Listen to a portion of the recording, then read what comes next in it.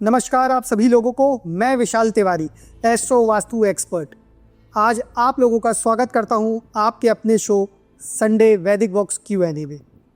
आज के इस शो में मैं जो हमारे व्यूअर्स हैं जिन्होंने हमें क्वेश्चन भेजा है धर्म से रिलेटेड, एस्ट्रोलॉजी, वास्तु से रिलेटेड, जो भी उनकी जिज्ञासा है, क्वेरीज हैं, डाउट्स हैं, उनसे रिलेटेड जो भी क्वेश्चंस हैं मैं उनके जवाब आप लोगों को दूंगा।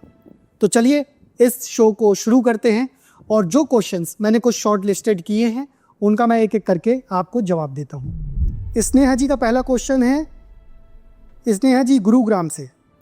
ये कह रही हैं, हेलो सर, मैं आपसे ये पूछना चाहती हूँ कि मान लीजिए अगर हमारे जो गुरु हैं और वो अधर्म को फॉलो करते हैं तो क्या करना चाहिए।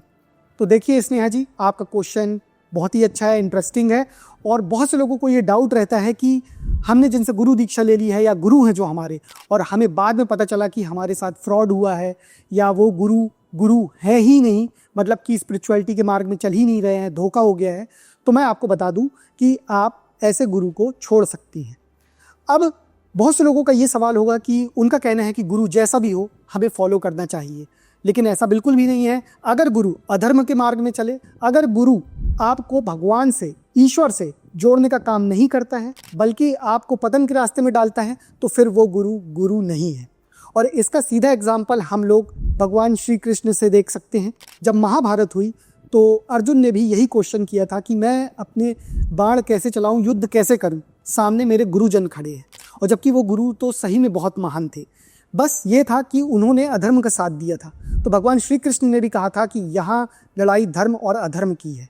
तो आप सोचिए, आज कलयुग में बहुत से गुरु तो इतने महान भी नहीं हैं, और बात जब धर्म और अधर्म की हो और आपको पता चले कि आपके साथ फ्रॉड हुआ है या वो गुरु खुद ही स्पिरिचुअलिटी या अध्यात्म के मार्ग में नहीं चल रहे, खुद ही भगवान बन के बैठ गए हैं बल्कि आपको भगवान से मिलाने के बजाय, तो ऐसे गुरु को तत्काल छोड़ देना चाहिए और आपको ईश्वर मार्ग में लगना चाहिए। और जब भी कोई सही गुरु आपको मिलता है तो उसके चरणों में पूरी तरह समर्पित होकर ईश्वर प्राप्ति करनी चाहिए। अब नंबर 2, दूसरा क्वेश्चन है नकुल का। ये पुणे से हैं। इनका सवाल है कि सर मैं आपसे ये पूछना चाहता हूँ कि भाग्य बड़ा है या कर्म, और अगर भाग्य बड़ा है तो मतलब हमारे हाथ में फ्री विल नहीं है। तो देखिए नकुल जी, आपका कहना है कि भाग्य बड़ा है या कर्म, और फ्री विल है व्यक्ति के हाथ में या नहीं। तो आपको एक चीज़ बता दूं, बिल्कुल फ्री विल है, क्योंकि आपने एक दोहा सुना होगा कि कर्म प्रधान विश्व रचि राखा, जो जस करहीं तस फल चाखा। तो सबसे प्रधान जो है इस विश्व में वो कर्म है और हमें कर्मों को महत्व देना चाहिए। ये सभी बड़े जनों ने कहा है, भगवान ने भी कहा है और भगवान श्री कृष्ण ने भी कहा है कि आप कर्म करें, फल की चिंता ना करें। और वो इसलिए भी, आप जिसको भाग्य समझते हो तो वो कुछ ऐसा भाग्य नहीं है जो पहले से लिखा गया है, अल्टीमेटली वो भी आपका कर्म ही है। बस ये है कि वो आपका पास्ट कर्म है जो आप पूर्व जन्म में कराए हो या इसी जन्म में जो आपने पहले किया हुआ है।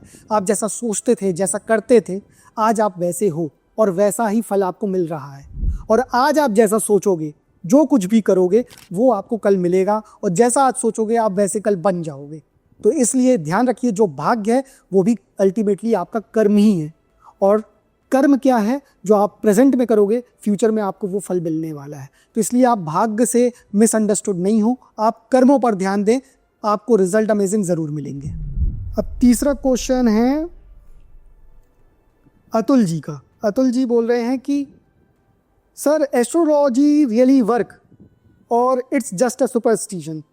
तो अतुल जी, मैं आपको बता दूं कि ऐसा बिल्कुल भी नहीं है। एस्ट्रोलॉजी बिल्कुल काम करती है, क्योंकि एस्ट्रोलॉजी कोई अंधविश्वास नहीं है, ये एक साइंस है, ये एक स्टडी है तारामंडल की। और जो भी ये साइंटिस्टों ने भी प्रूव किया है कि हमारे जो आकाशगंगा में जितने भी ग्रह हैं वो चाहे डायरेक्ट हो चाहे इनडायरेक्ट वे हो, हर सजीव और निर्जीव चीज़ को प्रभावित करते हैं। तो अगर आपको विश्वास नहीं हो तो आप देख सकते हैं, जब पूर्णिमा आती है तो कैसे हाई टाइड्स, ऊंची ऊंची लहर समुद्र में उठती है।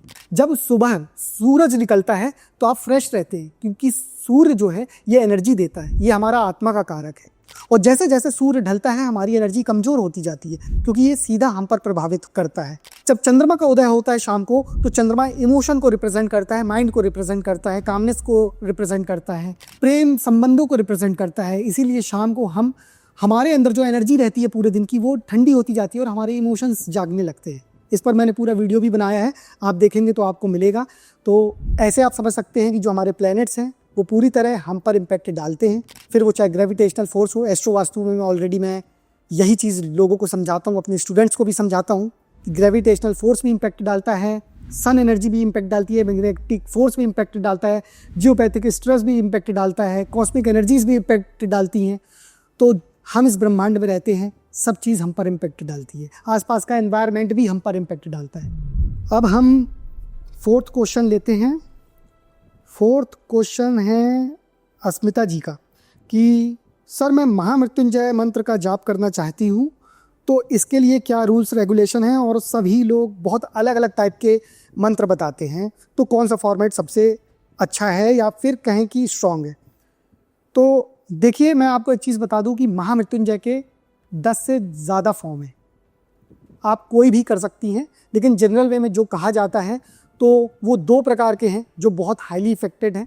पहला तो ये कि ओम त्र्यंबकम यजामहे सुगंधिम पुष्टिवर्धनम उर्वारुकमेव बंधनान मृत्योर्मुक्षीयम अमृतात्। ये मंत्र है जो बहुत ही पावरफुल है, लेकिन अगर आप इसको और पावरफुल बनाना चाहते हैं, 52 अक्षर का करना चाहते हैं बीज के साथ, तो आप कर सकते हैं ओम हौम जूम सा ओम भूर्भुवः स्वः ओम त्र्यंबकम यजामहे सुगंधिम पुष्टिवर्धनम उर्वारुकमेव बंधनान मृत्योर्मुक्षीयम अमृतात्।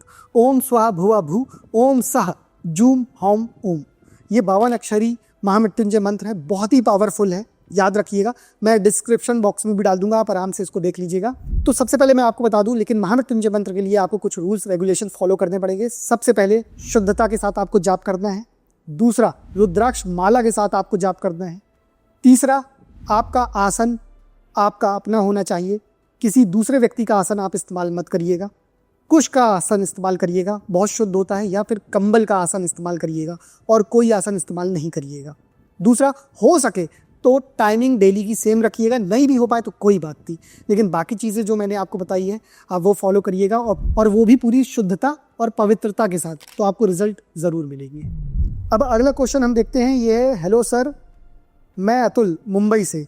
सर क्या वास्तु रेंटेड घर में भी इम्पैक्ट डालता है? तो देखिए, वास्तु बिल्कुल इम्पैक्ट डालता है। मैटर ये नहीं करता कि आपका खुद का घर है या आप रेंटेड हाउस में रहते हो। मैटर ये करता है कि वास्तु जो है वो एक ऐसी साइंस है जो आपको सिखाती है कि कैसे प्रॉपर एनर्जी को अलाइन करके और बैलेंस करके चलना है प्रकृति के साथ, नेचर के साथ। और जब आपके घर की एनर्जी डिसबैलेंस होती है, जब आपके घर की एनर्जी प्रकृति यानी कि नेचर के साथ अलाइन नहीं होती है, जब आप अपने घर में वास्तु दोष कर देते हैं, या जो डायरेक्शन आपके लिए सुटेबल नहीं है आपके एस्ट्रोलॉजी चार्ट के हिसाब से, वहाँ आप कोई बड़ा वास्तु दोष कर देते हैं, तो आपको इम्पैक्ट मिलते हैं। फिर ये मैटर नहीं करता है कि आप रेंटेड हाउस में हो या आपका खुद का घर है, मैटर ये करता है वास्तु मतलब वास करने का स्थान, निवास करने का स्थान। तो जहाँ भी आप वास करते हो वहाँ की एनर्जी कैसी है, वो कैसा इम्पैक्ट डालती है आपको फिजिकली, मेंटली, स्पिरिचुअली, इमोशनली, ये मेन मैटर करता है। तो इसलिए ध्यान रखिए, वास्तु चाहे रेंटेड घर हो चाहे खुद का घर हो, पूरी तरह से आप पर प्रभाव डालता है। अब अगला क्वेश्चन है हर्ष का। सर क्या north east direction best direction है? एक्चुअली हर्ष, ये सवाल मैं आपका समझ नहीं पाया पूरी तरह की बेस्ट डायरेक्शन है मतलब किसके लिए, लेकिन चलिए थोड़ा थोड़ा समझ पा रहा हूँ। आपने नॉर्थ ईस्ट डायरेक्शन के बारे में पूछा है, तो आपको एक चीज़ बता दूं कि नॉर्थ ईस्ट डायरेक्शन जो होती है ये सबसे पावरफुल, पवित्र और शुद्ध डायरेक्शन होती है आपके घर की। क्यों? क्योंकि यहाँ पे जो देवता वास करते हैं वो ईशान देवता हैं, यानी कि भगवान शिव। और यहाँ पे जो प्लेनेट एस्ट्रोलॉजी के हिसाब से वास करता है वो है गुरु बृहस्पति, जो कि विजडम का कारक है, नॉलेज का कारक है, यानी कि ज्ञान का कारक है। ध्यान रखिएगा, गुरु धन का कारक भी है। तो जब बृहस्पति स्ट्रांग होते हैं तो आपको धन भी मिलता है, धर्म भी मिलता है और मान सम्मान भी मिलता है। और स्वयं भगवान शिव ईशान कोण में बैठे हुए हैं, इसीलिए इस डायरेक्शन को बहुत पवित्र बोला जाता है। तो इस डायरेक्शन को आप खुला रखें, यहाँ पे आप अंडर वाटर टैंक बनवा सकते हैं, इस डायरेक्शन को आप ओपन रख सकते हैं, गार्डन बनवा सकते हैं, या फिर पूजा घर बनवा सकते हैं। तो ये डायरेक्शन इसलिए बहुत पवित्र मानी गई है। भूल कर भी इस डायरेक्शन में किचन या फिर टॉयलेट ऐसी चीज़ें नहीं होनी चाहिए, डस्टबिन नहीं होना चाहिए, या क्लटर नहीं होना चाहिए, यानी कि गंदगी नहीं होनी चाहिए, नहीं तो ये आपको बहुत बुरे रिजल्ट दे सकती है। चलिए अब लास्ट क्वेश्चन लेते हैं। ये क्वेश्चन है अर्पिता जी का। सर मैं नागपुर से, और बहुत से लोग बोलते हैं कि ब्लैक मैजिक लोगों को बर्बाद कर देता है, तो सर ये क्या तंत्रा है?